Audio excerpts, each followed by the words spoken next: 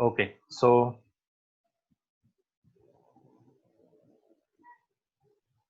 we have seen that this R, C, R dash or H, and this C having double bond with O, that is aldehyde or ketone. This when reacts with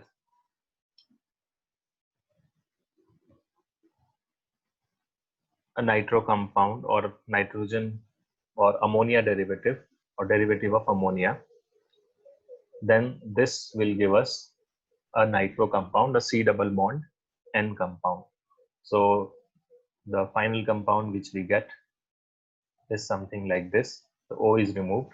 Instead of there is N and the G, right? And here you will have that R dash or H, whatever was there earlier. So we have seen different cases here. And if basically, if we are able to say this, that it is an ammonia derivative and ammonia derivative plus this aldehyde or ketone. So this reaction we should able to identify and based on that we should be able to identify different products as well. Right. So now there will be different products which we have already seen that if this G group is based on the G group, what will be the product. So this G group can be, we have seen it can be hydrogen, it can be an alkyl group, it can be a OH group, right? This we are talking about this G. G. So OH, then it can be NH2, right? And we have seen N. I'll write phenyl. I'll not draw that group, but you understand this phenyl PH actually represents this group, right? So this phenyl and hydrogen, and we may have this nitrogen and hydrogen, that is hydrogen group. This connected with a phenyl. Okay, I'm drawing it here because there are substitutes there having NO2 and NO2 at position 2 and 4, right? So this is nothing but 2,4-DNP, right? So these are different nitro groups which can be there in place of that G, and these have different names.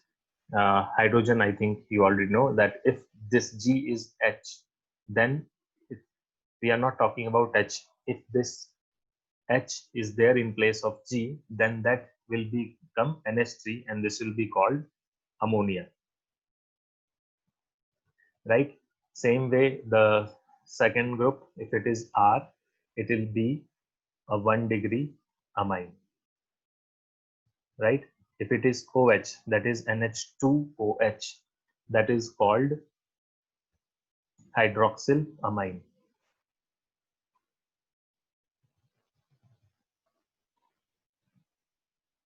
Right? And if it is NH2, that means NH2, NH2. That compound is called hydrazine.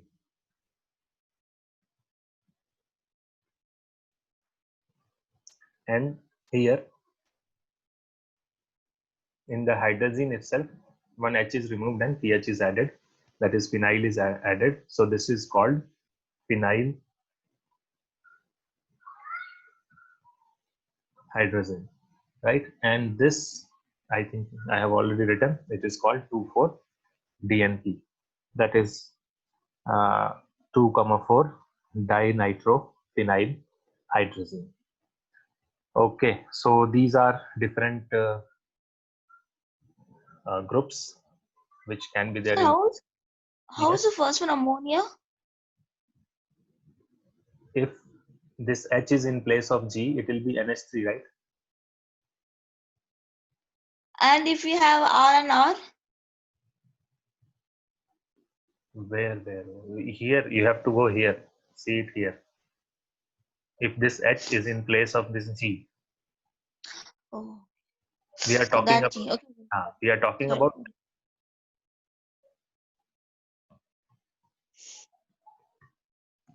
right? So that G can have various possibilities, and these are the possible values or possible groups which can be there in place of G. It can be hydrogen. So if it is hydrogen, the group looks like this. That Yeah. is ammonia, right? And if it is like this, then this is 1 degree amine. Now the products. So this was the reagent, or you can say these are the things which you are seeing here. They are the ammonia derivatives.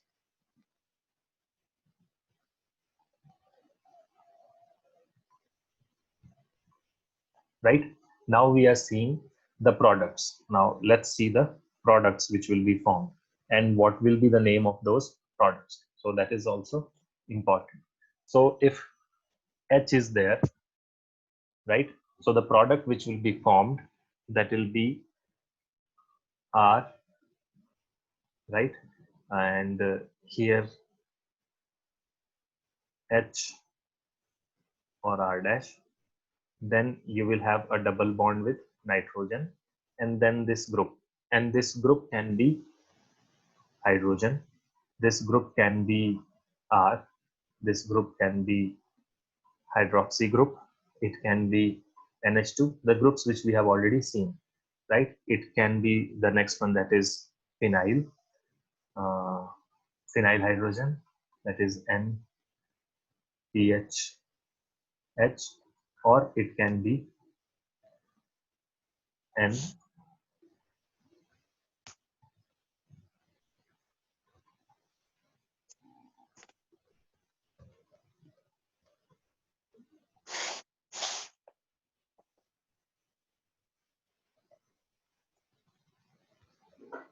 Right? That is 2,4-DNP. Now, what will be the name? Now, these names are actually derived from there. This is 2,4-DNP. So these names will be again derived by their names which is there in there above, the same thing. So if it is like this, it will be called imine. That is IMINE. If it is alkyl group, it will be called alkyl imine.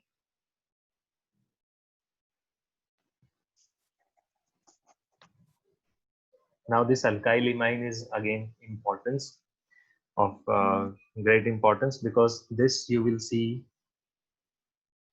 in future when you will study Schiff's base.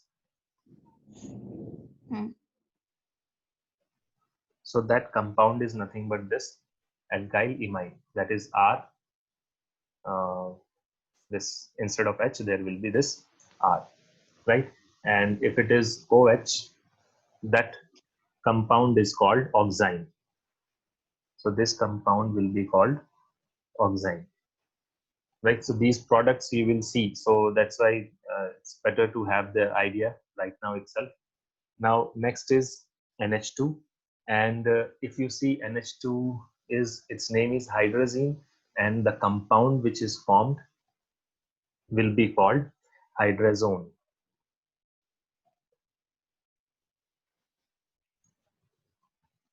Right? And same way, the next compound will be called phenyl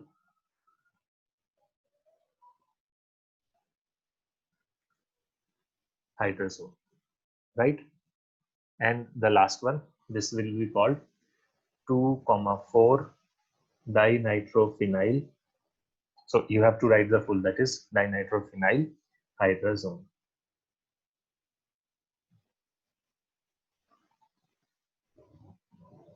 Right? This is 2,4-DNP hydrazine.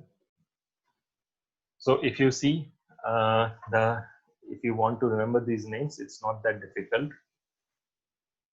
This type NH2, I mean the ammonia derivatives on this side, they have the same name, that is hydrazine and hydrazone. right? This is amine. Ammonia converts to imine, and if it is alkyl there, alkyl amine will convert to imine. So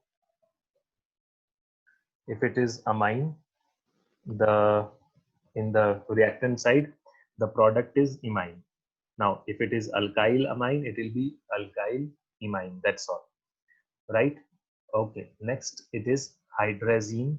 So if it is hydrazine, wherever there is hydrazine, so that hydrazine will convert to, or the name Hydrazone. will be hydrazone. So that is the second thing. And the only different thing is this oxime and hydroxylamine. So that is little different. So that is hydroxylamine.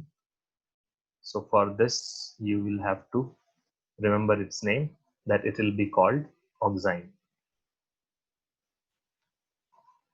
So these are the common names, but these are so common that you will have questions based on these, right? These are so common that in questions also, instead of IUPAC name, you will find these names being used.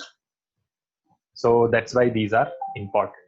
So this was, again, we were discussing isomers, but this comes into this, I mean, we just introduced this as well, so that it is easy for us to recall these things when we are, or whenever we find such compounds in the future.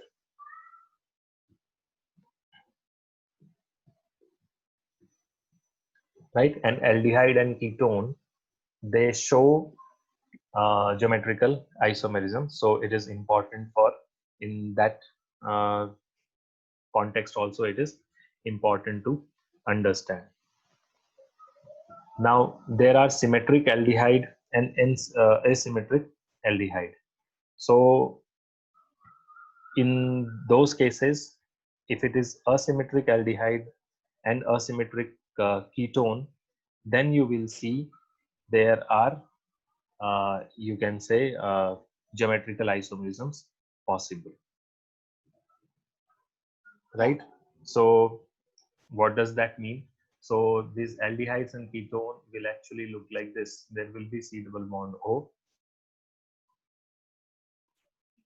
This is your aldehyde, and the nitro compounds which we have seen, even that has C double bond N. And if it is N like this, there is a lone pair here, which we should not forget, right? So this is always, it is always like this, right? And what about oxygen in this aldehyde and ketone? This oxygen has two lone pairs. So this oxygen has two lone pairs, two substituents. That means we take lone pair as substituent, and that will always be, or that is never be able to show any geometrical isomerism. So there is no geometrical isomerism possible in, you can say, aldehyde or ketone. If it is aldehyde or ketone, this oxygen will, due to this oxygen, there are two lone pairs, it cannot form any. So there is a restriction, but the substituents are same. It's not substituent actually, it is actually two lone pairs. So they will be always same. So there is no geometrical isomerism here, right? So geometrical isomerism is possible here. Again, we are saying possible. It's not that it will be always there. Now, when it will be there and when it won't be there. So these are the compounds which, this is a category of compound. Now, how is this compound created? This compound is created from this. So that's why we studied it in geometrical isomerism, that we have to find whether this compound, this nitro compound or the nitrogen compound of this, whether this is having isomerism or not. So that will come from the knowledge of the product from which, or that is the aldehyde or ketone from which it was formed. So again, aldehyde and ketone can be of two types, that is symmetric aldehyde and asymmetric or unsymmetrical aldehyde. So there is possibility of this symmetric aldehyde. Actually, there is only one symmetric aldehyde. That is if both are H. This is a symmetric aldehyde. There is no other way of getting a symmetric aldehyde. For aldehyde, one group has to be H. Yeah. Okay. So that is something which we should know, that there is only one symmetric aldehyde possible, because in aldehyde there has to be one of them has to be H. So it is there. Now the second one, obviously if it is any other aldehyde, all other aldehydes will be asymmetrical. That is, you will have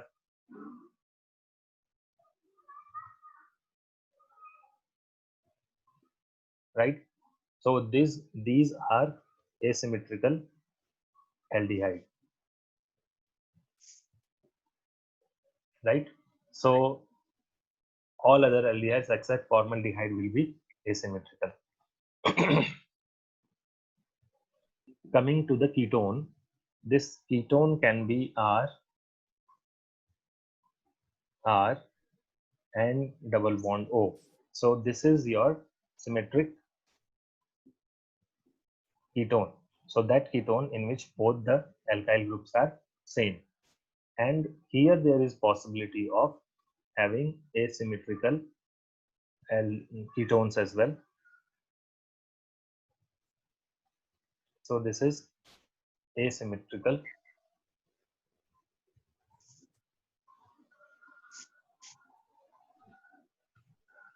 ketone, right? So symmetrical aldehyde or symmetrical ketone, if this is the case, the first half that is on the left, if it is symmetrical, and from this you are anyways there won't be any you can say any geometrical isomerism if it is only aldehyde or ketone. And if it forms a nitro compound and that nitro compound is having two groups attached to it, then even that will not be able to give you any geometrical isomerisms. So here in this case, there is no geometrical isomers. So just having double bond is not sufficient. As we have seen, we have analyzed the structure and now we come to this decision that if it is symmetrical aldehyde or symmetrical ketone or its derivative, nitro derivative, we won't be getting any geometrical isomerism. If it is asymmetrical aldehyde or asymmetrical ketone, then in the nitro compound we have already seen that there is a lone pair and there is a substitute. So here there is always chance of getting GI. So here there will be geometrical isomers possible,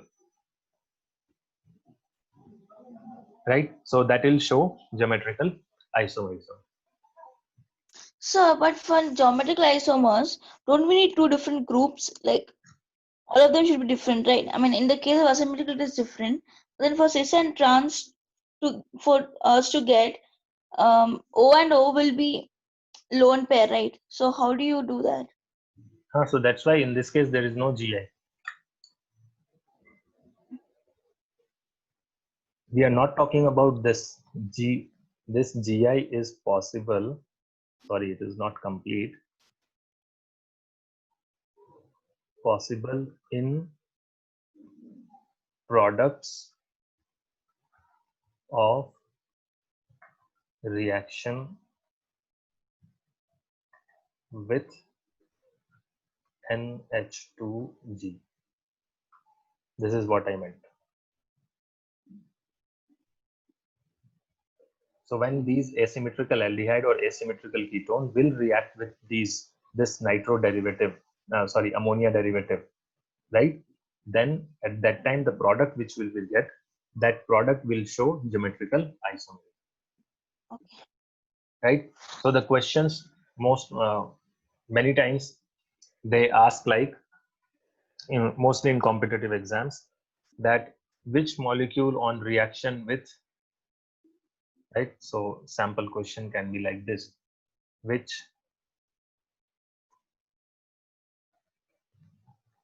molecule on reaction with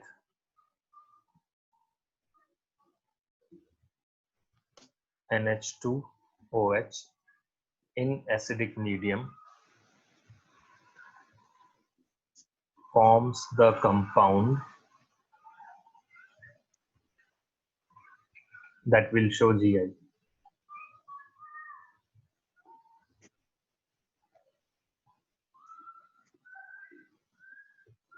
Right? Question will be like this. And then suppose you will have two options or three or four options. Those options can be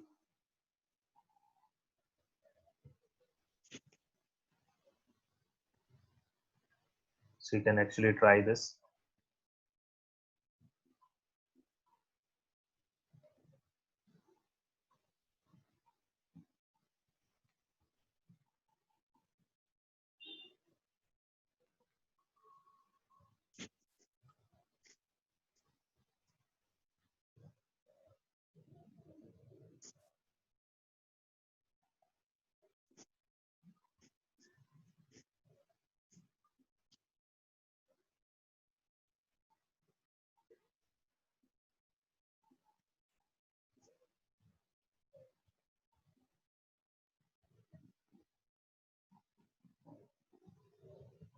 So how do you know for the symmetry of cyclic compounds?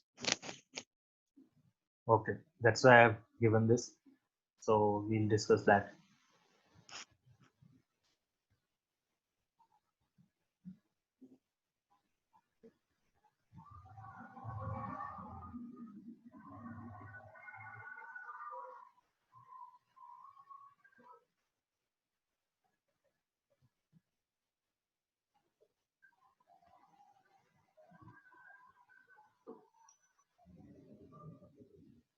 Okay, so these are the 5 compounds which you can see here. Now, here we have to find out where or which molecule on reaction with NH2OH will give a compound that will show GI. So that's what we have discussed till now, right? So you don't have to know the product now. If you know the reaction mechanism, that what actually happens there in terms of and how the product will be formed. So we know that whatever be their NH2 after that, whatever is the G, that portion is always asymmetrical, right? So whether it is NH2OH or whatever, this portion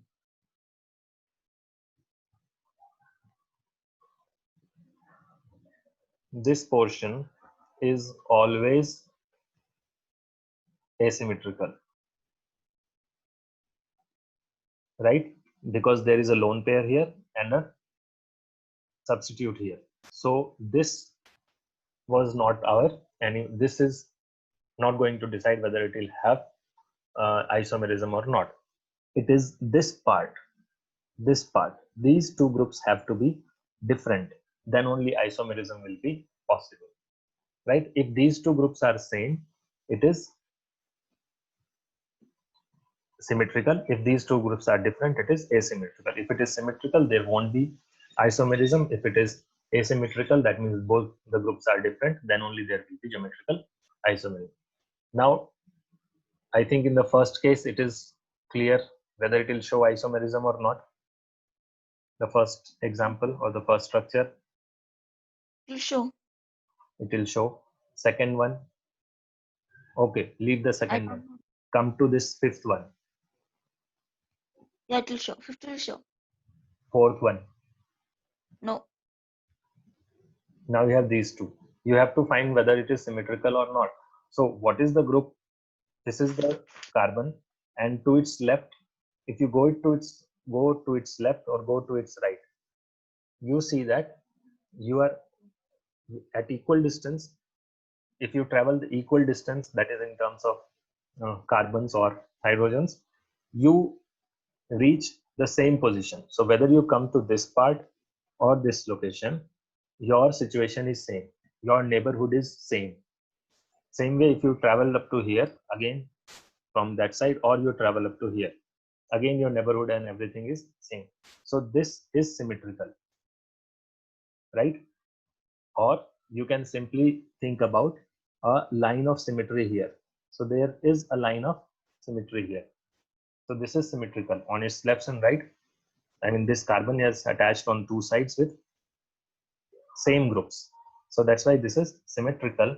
And in this case, there is no geometrical isomerism possible. But here in third,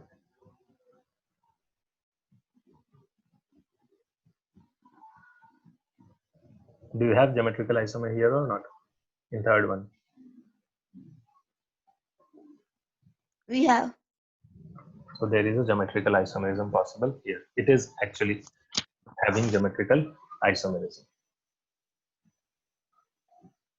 right? So that was about the nitrogen or when ammonia derivatives are, or they react with your aldehydes and ketones, and in that case the products which are formed, we have seen whether there is geometrical isomerism possible in those compounds or not. Now let's quickly see the configurational nomenclature in this geometrical isomerism.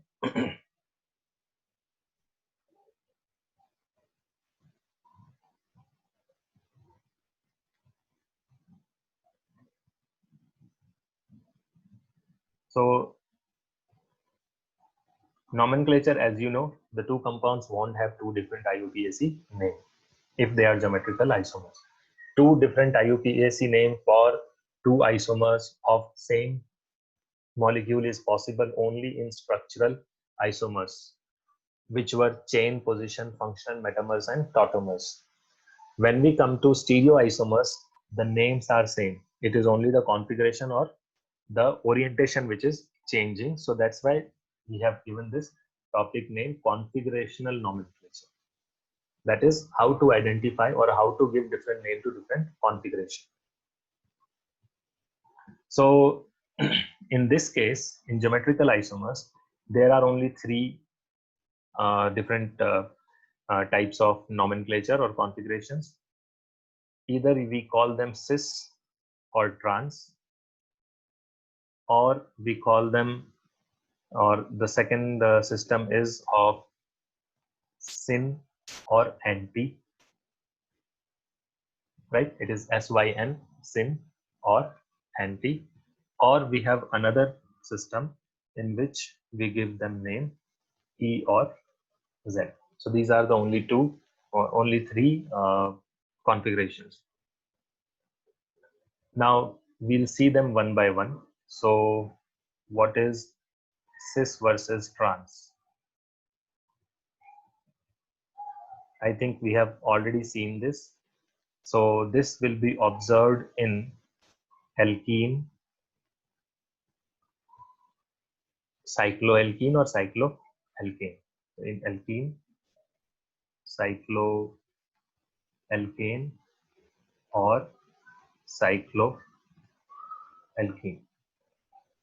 So in these compounds, as we have already seen, what is cis and what is trans. So if the groups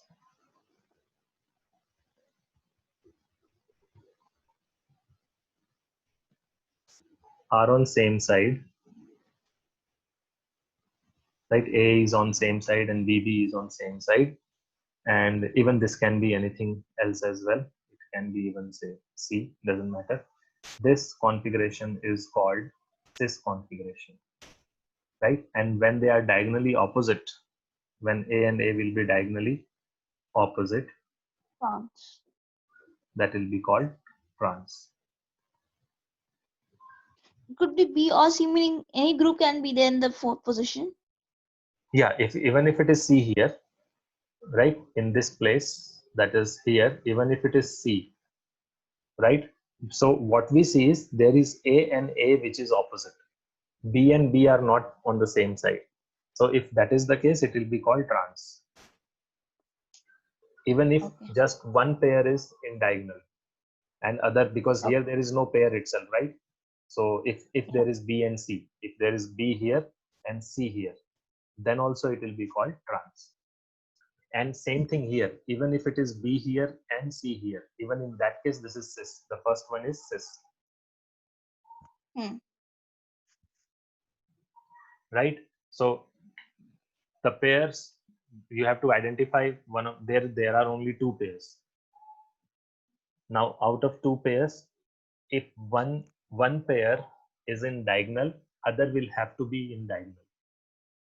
There is no other option, right? Now the one pair having same elements, if they are in you say diagonal position, then the other pair, whether they are same or equal doesn't matter, that position is called diagonal position, right? So when you find just one of them opposite to each other or diagonal to each other, that will be called cis configuration, right? So that is the simplest one, that is cis configuration.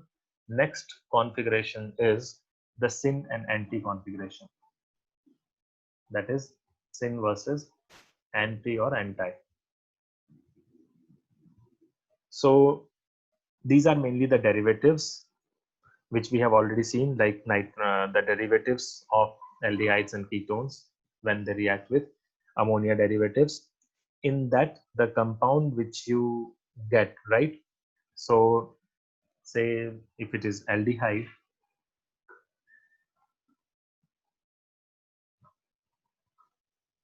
the compounds which we will get, or where there will be geometrical isomerism, that has to be like this. It cannot be H and H, right?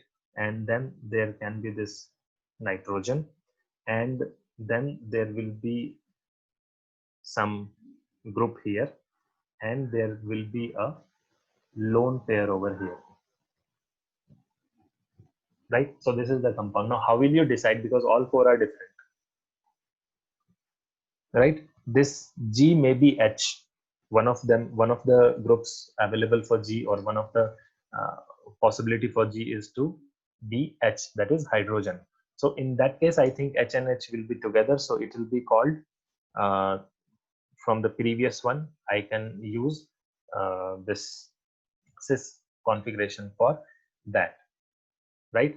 If this G is H, if this G is H, then in place of, if it is H, then I can say that this is cis, and then the second one will be called uh, trans. But apart from this, there are many others. So there is OH, there is NH2, there is whatever groups, phenyl, hydrogen group, all those groups are there. And if they come in place of this G, then all these four will be different. All the four substituents, two for carbon and two for nitrogen, all will be different.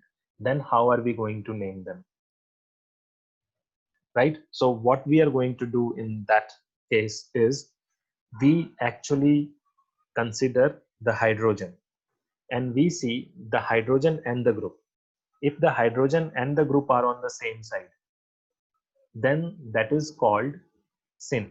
So this will be called syn. What you have to see? You have to see this hydrogen and G. And when they are on opposite side, that is diagonally opposite, that is, say if it is like this, RCH double bond N, and the group is on this side, and the lone pair is here. So now this H and G are on diagonally opposite side. This configuration will be called anti-configuration. What's the full form? Sin? Or is just sin? Yeah, it's just syn. So this is in presence of lone pair, right? Correct. Okay. So in such compounds, we'll be using this particular thing. But now similar thing will happen, but little difference will be there in case of ketones. What will happen here is, here you have this R, C, and R dash. There is no H here, right? Double bond N, and then again you have either a lone pair and a group. Now there is no H. There is R dash and R. So now in this case, one of these groups will be the main group, the main chain, the longer chain. So if the longer chain and the group are together, that is, okay, I'll actually show it by an example.